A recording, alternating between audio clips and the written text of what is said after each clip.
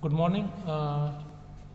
Today we will perform the first practical of the control system, and that is a study of AC servo motor.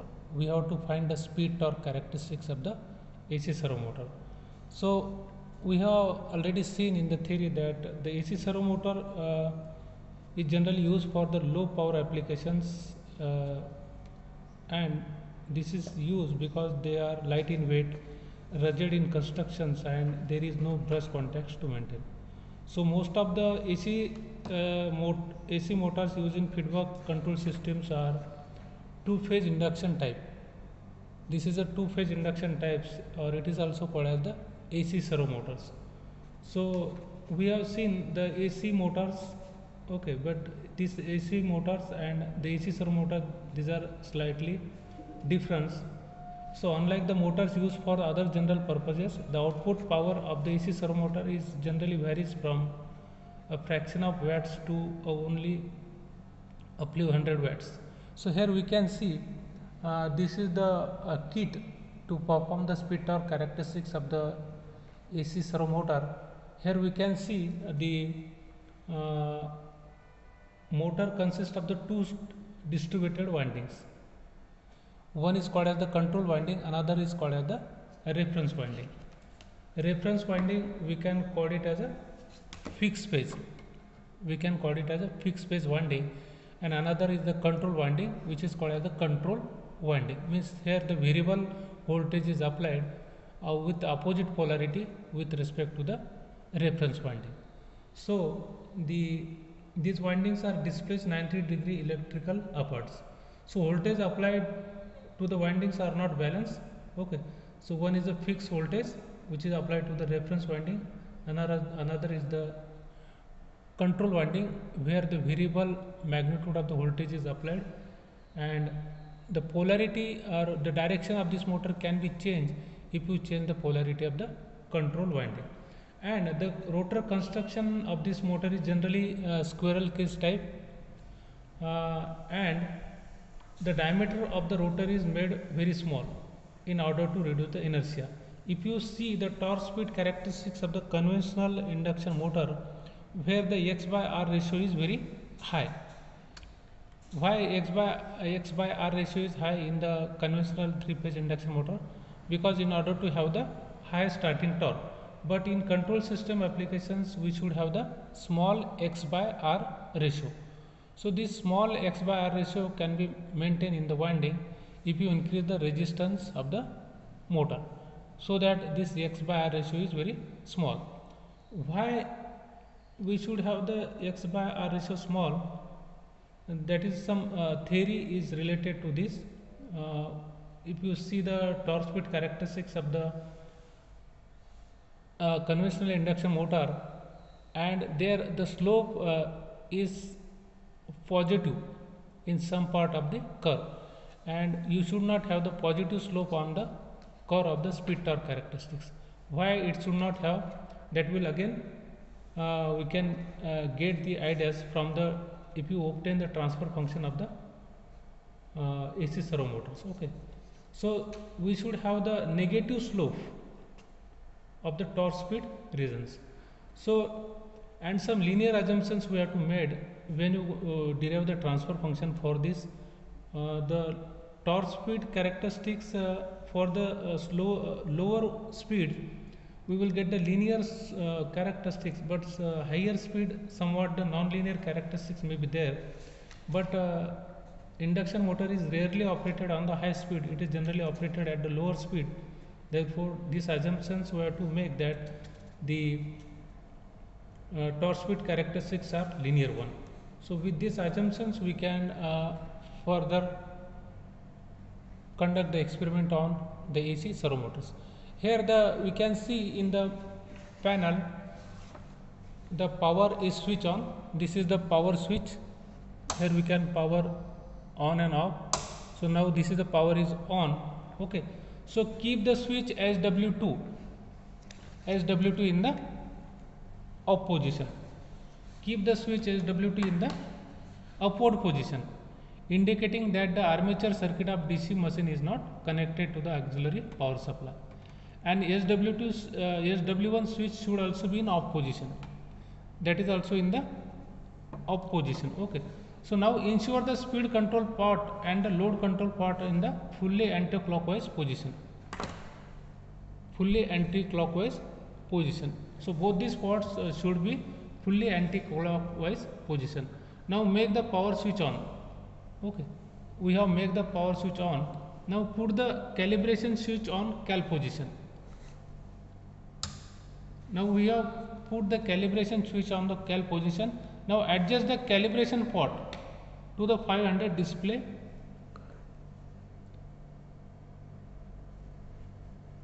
RPM. Okay, now we have adjusted the 500 RPM on the RPM meter. Now again throw back the calibration to read position.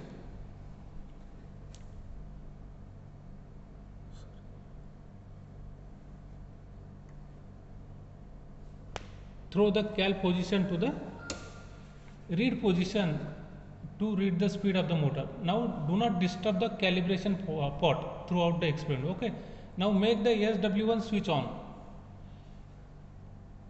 Okay, now we have started the motor now. Okay, so AC servo motor now starting, and the speed will indicated by the meter on the front panel. Okay, now with the SW2 switch in off position, vary the speed of AC servo motor by moving the P1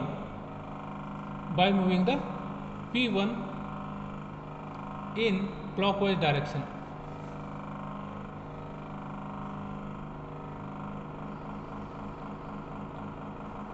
Okay, when we are moving this in a clockwise direction, the EMF generated by the DC motor across the test point TP3.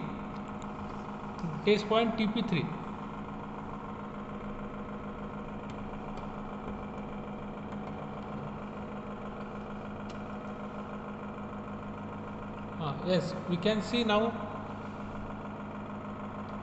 the voltage generated, EMF generated by the DC machine. DC करा था supply, DC back EMF DC उल्टा करा था.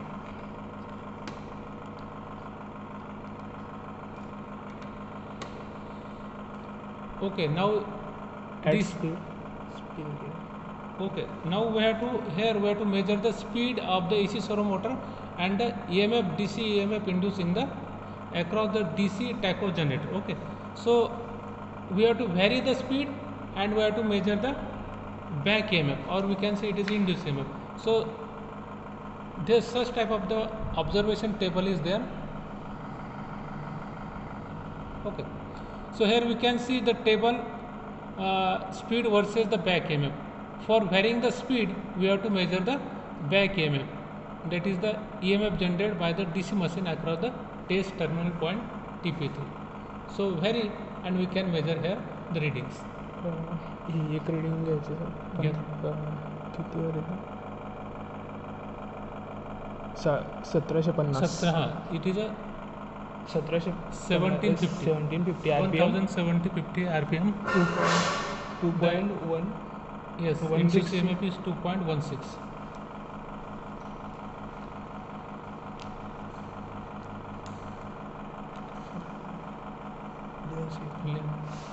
So where for observations we are taking one or two readings. Okay, so it is a 1750 the speed, so induced EMF is 2.160. Okay, now we'll take the different readings just by varying this part. So it is a 2000 RPM. For 2000 RPM the induced EMF is 2.48. Okay, now the detailed reading will be shared to you. Okay, so that we can draw the plot. Okay, so this is the first graph we can calculate. From this we can plot the back EMF versus the speed. Okay, now now the switch SWT in off positions, we have seen that the switch SWT is in off position. Now switch on SW, it is already switch on. Keep the speed adjustment pot in minimum position. Speed adjustment pot in the minimum position. Now we have kept this in the minimum position. Now observe that the AC servo motor starts moving with the speed indicated by the RPM meter. Okay. Now we can measure the reference winding voltage. Measure this reference winding voltage.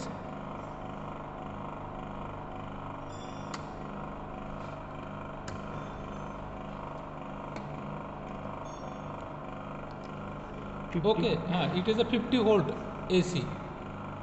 It is generally 50 volt. It is also shown on the panel. It is a 50 volt AC. Okay, and the control winding voltage is variable. Okay, we have to vary this by the pot. Okay, now make the SWT switch on position. SWT on position, and slowly load the AC servo motor by varying the load. Now we have to load the AC servo motor by varying the load. Now we can vary this, make the current suppose 0.1 ampere. Yes. Now we can load the motor. Now you can see we have load the motor. As the motor is loaded, the speed of the motor is decreased. So here we can take the reading. For example, 0.1.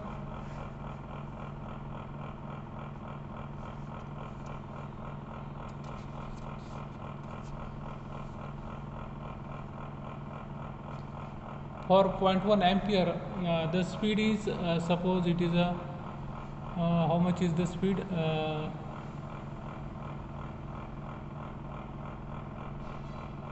1300 RPM.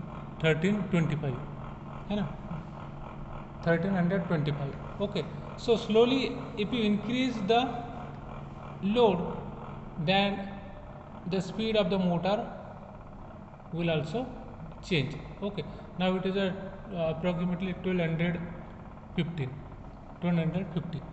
Okay, and what is the current? Current is 0.2. Okay, so in this way we can vary the load, and we have to measure this current and speed. So as the motor is loaded, the current will increase, but the speed of the motor will reduce. So here we have to fill this observation table. So this observation table we have to fill. Suppose for the current is there, then the speed is there, then the back EMF, then power is there, and after there is a torque.